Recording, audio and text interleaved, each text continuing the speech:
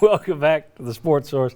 This segment brought to you by Scramble Jakes and the folks out there, their team at Rocky Hill. They want to wish you and yours a very Merry Christmas and a Happy New Year's this holiday season. Such a great place to grow and grab a morning bite right there by the fireplace. Scramble Jakes in Rocky Hill. Merry Christmas from that team. All right, back with Chuck Sterling and Will here. Let's talk just for a second about yesterday's game. And Chuck, I'll get you to give me you are the one guy who gets to talk about the game. Line of scrimmage, dominated, time of possession, you're in 37 plays. Yeah. The scoreboard wasn't as bad as the reality was. No, I mean, even if you just look at the time of possession, 44 minutes to 16, that's a lot to make up. And then again, the inability to get off the field on third down. I mean, and look at how much more pressure on the quarterback Texas A&M was going to get than Tennessee did. And then 78 plays for Texas A&M to 37 for Tennessee. I mean, that's just how is that narrowing the gap on your competition? How are you closing the gap? And the score really should have been at least, probably 10 points worse. And when you look at the losses this year, I mean, against SEC teams, you're just not even. Since you got exposed by having to play nothing but SEC teams, you just weren't even within double digits of most of them. No, and 2 touchdown passes. And then you score, you make it your 13th point. You score with 4 minutes to go in the second quarter, and then that's it. Just nothing. All right, let's spin this one forward then. Everybody's talking about the quarterback situation moving forward. I think you can make a good case, as many people did, Chuck, I know you did, that early on in the season you could have gone from Garantano and we could have seen more of Bailey, Shrout, Maurer, whoever. We've seen Bailey and Shrout. It's down to a 2-man race. A lot of the fans, I keep hearing people, well, it's Shrout because he's got the bigger arm. Bailey doesn't have pocket presence. And I'm sitting there thinking, well, he has played 3 whole games. Actually, it's not even whole games. So as a freshman, I'm still 50-50 on these guys. One of them is accurate but needs more pocket presence. The other one has a big arm but needs more touch and better decision making.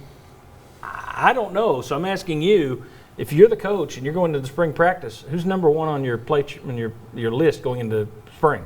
I don't have a number one going into spring. And obviously got a freshman coming in. But if we're just talking about those two that you've seen. Those two I've seen, and that's a hard decision because I have to go with the guy right now. I have to go with what I've got right now and say the freshman has more upside in the sense of if I get him a lot more snaps, he goes through a spring, he goes through a summer, then I'm going to see that become better. And Shrout, yes, while he has a bigger arm, he's still his decision-making process and some things that he's doing. So I'm going to look at the freshman and look at him harder. If I put him at number one, can Shrout beat him out and put the pressure on Shrout to beat him out? And then see how the number one, if he gets better enough to keep that gap in between. But, I'm going to put it on Shrout to beat him out. Okay.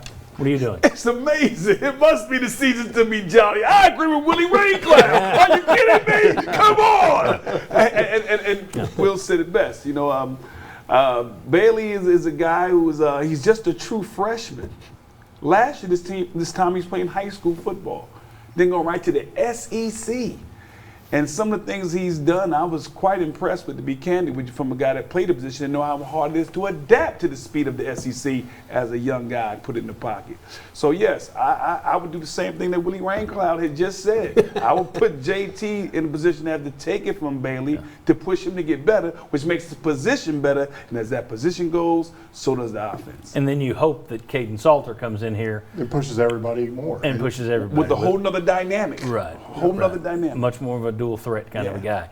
I agree with you. I think that makes sense. To me, the arm strength thing, that's great, but I would rather have a guy who makes good decisions, and the pocket presence doesn't always develop, as we've seen, but should develop, and also arm strength should get a little better the more he's in a weight room, the more he's out there working college reps. If you're all arm strength over brain and accuracy, congratulations, you just drafted Ryan Leaf instead of Peyton Manning. Boy, that's where I was going. Absolutely.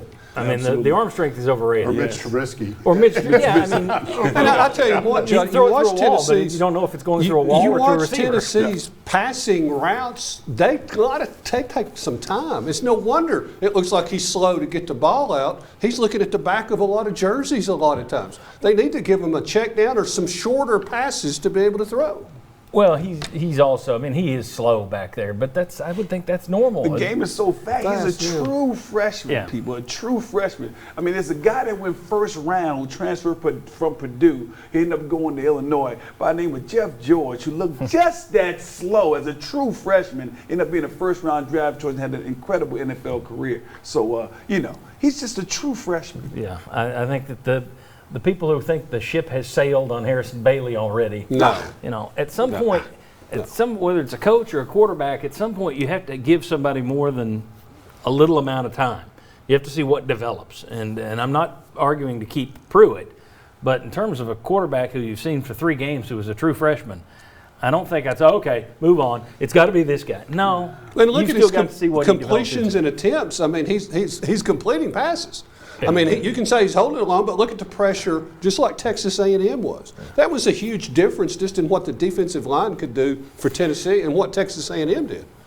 They probably don't have anybody in practice that can put pressure on him. He's not used to seeing it No, until he's the definitely game. not used to that. Well, I like the fact you got 2 guys that can battle and can make each other better. Okay, this is what so many of you have been wondering about. If Jeremy Pruitt is out, what's the list of potential candidates? We'll each give you 4 names. Will's got more. Come on back on the Sports Source.